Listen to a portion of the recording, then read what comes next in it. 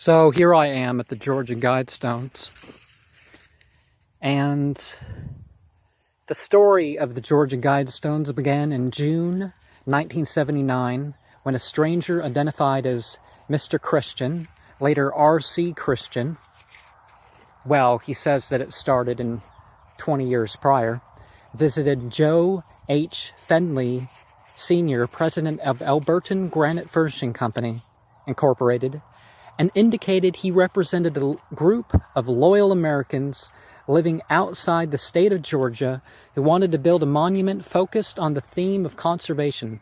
Mr. Christian, who had assumed this pseudonym because he was a Christian, named Wyatt C. Martin, president of the Granite City Bank, as intermediary to hold funds in escrow for the project, explaining the Guidestones group, which he wished to remain anonymous forever.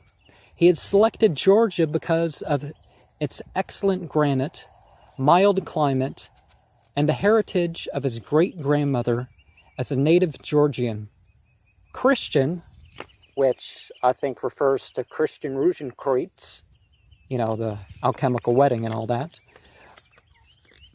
agreed to Martin's request to locate the monument in Elbert County if there were a suitable remote site for it, which they found on a hillside that is the highest point in Elbert County, on the farm of Mildred and Wayne Mullinex, north of Elberton on Highway 77.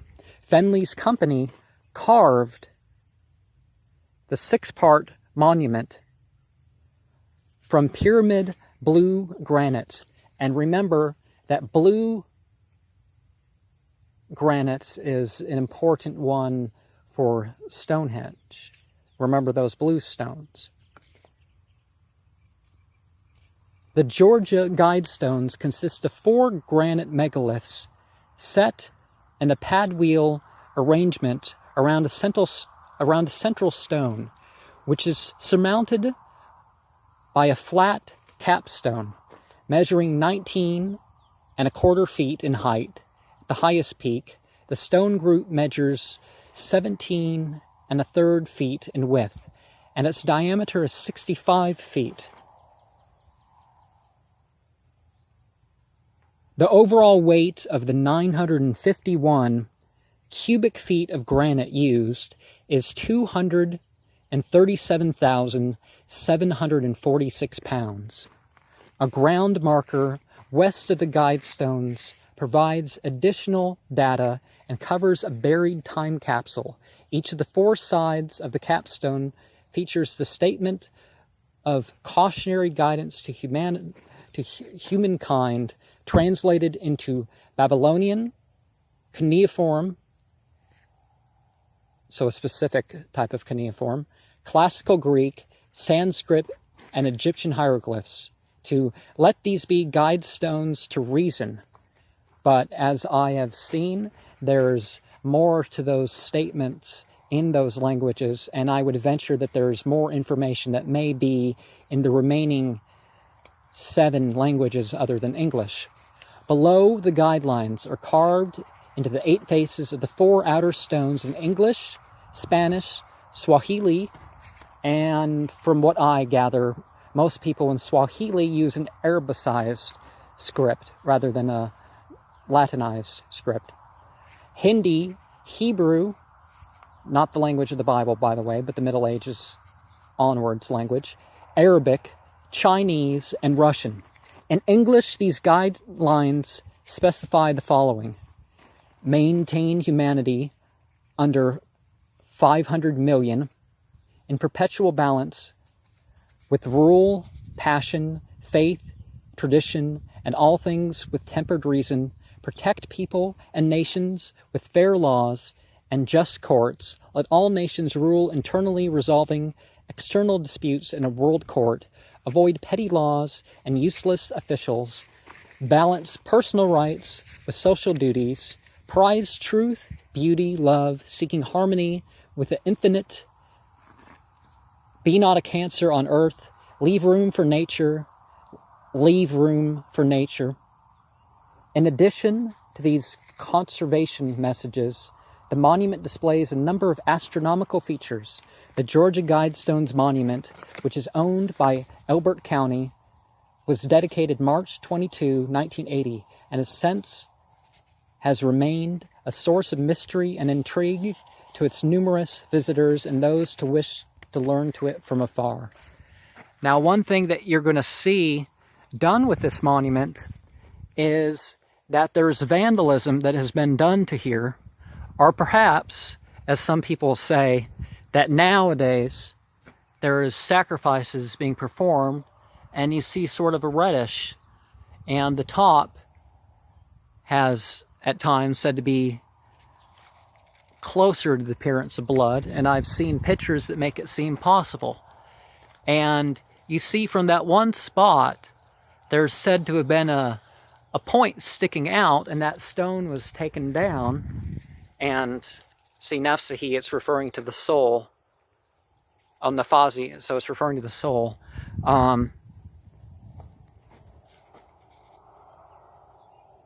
So that is, I believe, a stone linked to here. Now, I think this stone should stay here, but I'm going to show you its dimensions in case it's part of the original monument.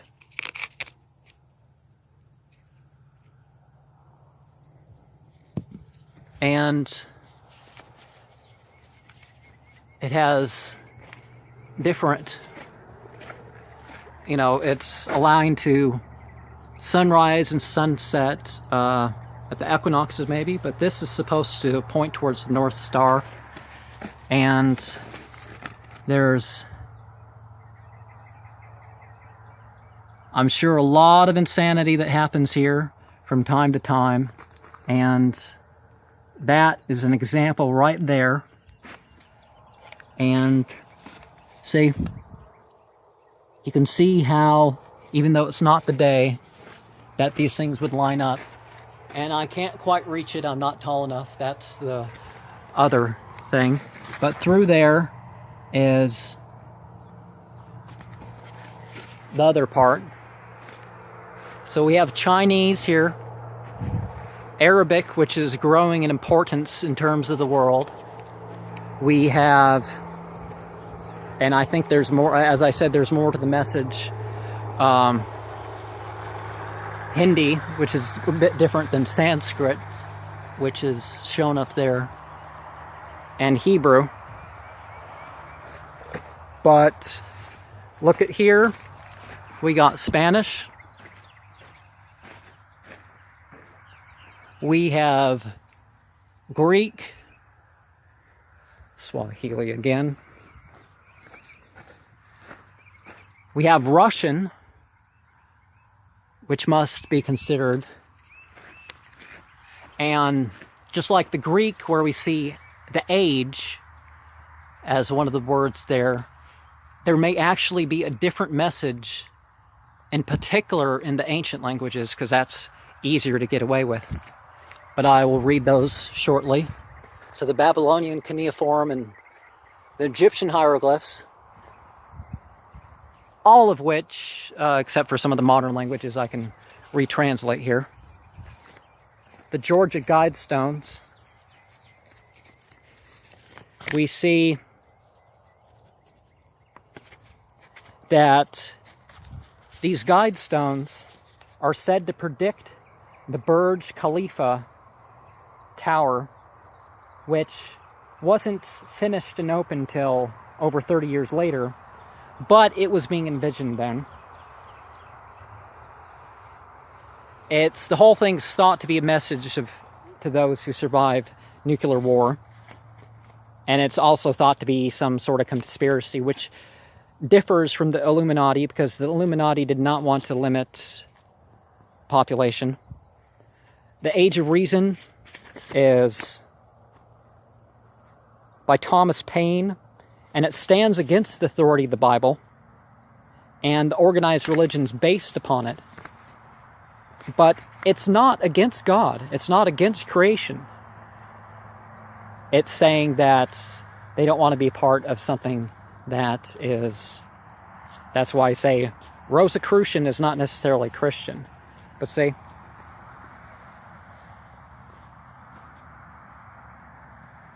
and astronomical features, there's a channel through stone that indicates the celestial pole, and I've said that that's the North Pole. The horizontal slit indicates annual travel of the sun. A sunbeam through the capstone marks noontime throughout the year, and that's that hole. R.C. Christian, again, I've explained that. That's a alchemical mystery thing.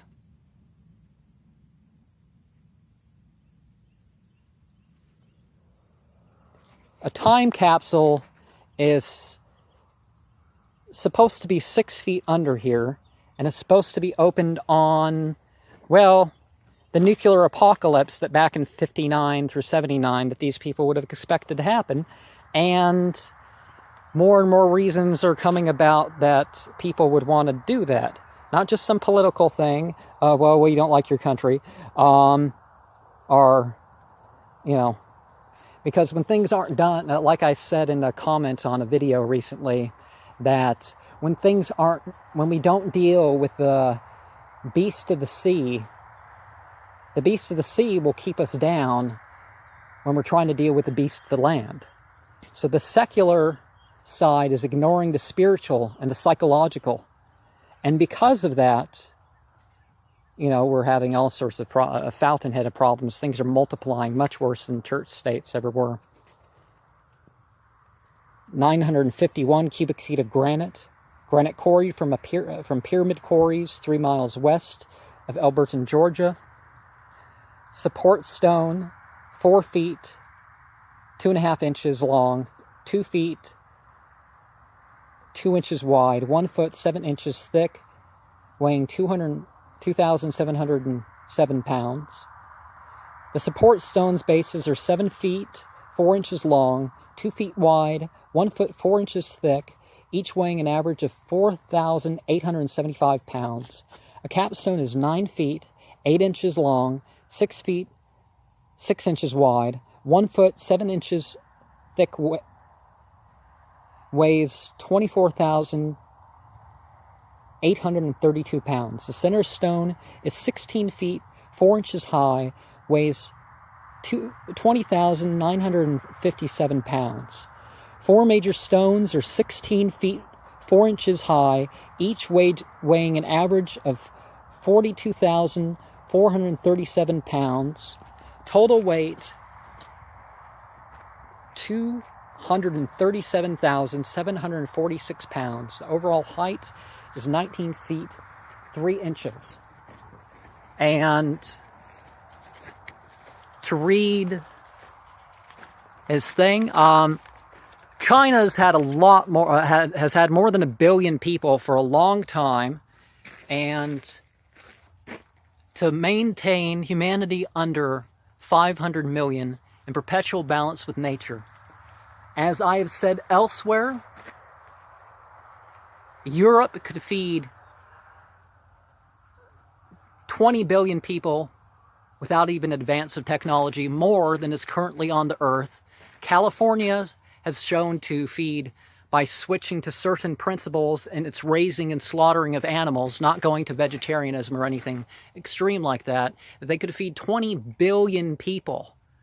So this water shortage where we go to nuclear power plants and all this other stuff, but there was a general thought, the Western world was sort of under that population at some point, so that could have been the focus. He may have thought, let's not increase the population any further. He may have been deluded to think that there's not answers to feeding the people or providing for society's happiness. But if it is a depopulation thing, it's proof that this is not associated with the Illuminati, because the Illuminati wanted to increase the population. That was very clear in what's been found of the buildings after the buildings were raided in the manuscripts, which have all been released to the public because the government who did that wanted this information out for who they were. Guide reproduction wisely, improving fitness and diversity. And I recently made a comment about a book that was, they said breeding should be by permission of their group. But I would say by certain principles. It's not to needlessly involve in sexual activity. But yes, we need to rise as a superior human being, and not in sameness, but in diversity, and unite humanity with a new living language. Now, that's absolutely not necessary, although the invention of new language is important to work on. The computers are a way that that's being done, and I see, and one sees through my own artistic work, the use of color to encode meaning or to make meaning easier to read. There was talk around the time that I started doing it of the Chinese, which Chinese is the language that people can read the quickest with comprehension, and color coding it. I've never seen this done, but that's definitely an importance because there needs to be communication between all peoples. And of course, I say that that's through a scripture with guidance that's neither east nor the west, and for all ages, not confined to a particular material culture or time. Rule passion, faith, tradition, and all things with tempered reason. And so, of course, you absolutely do not just do something because it's tradition. You don't have faith in it merely because people have told you to have faith in it. You have to use your faith. And, there's nothing wrong with your desires. Have your passions, but, temper it with principles. And protect people and nations with fair laws and just courts. And when I talk about a global government, that is what I'm talking about. I'm talking about a degree of autonomy in each particular group, and in the aspect of, not letting those particular groups just enforce their personal whims on every little matter. Let all nations rule internally. Again, the degree of autonomy I'm talking about. I specifically talked about a block of, 66 countries. There's no reason for them to be separate. And they can definitely rule by their culture upon that central law system and allow for even diversity among the cultures. So rule eternally, resolving external disputes in a world court.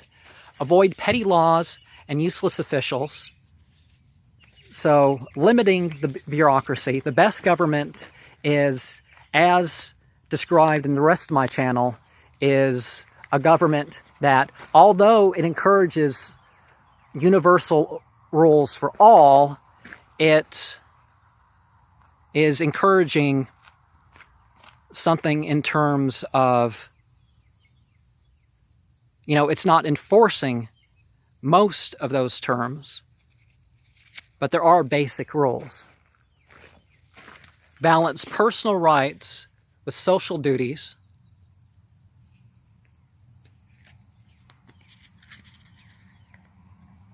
So don't be a sociopath and don't be a psychopath.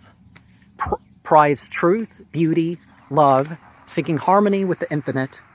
Be not a cancer on the earth. Leave room for nature. Leave room for nature. So it's very clear that these people are what you call Luciferian. But Luciferian is not the people who vandalize places like this or perform bloody rituals on top of that, if that's what's going on up there with that reddish stain that's been decaying. The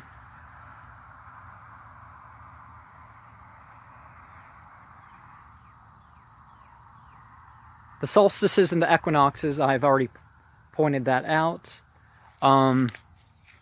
But it's about personal enlightenment.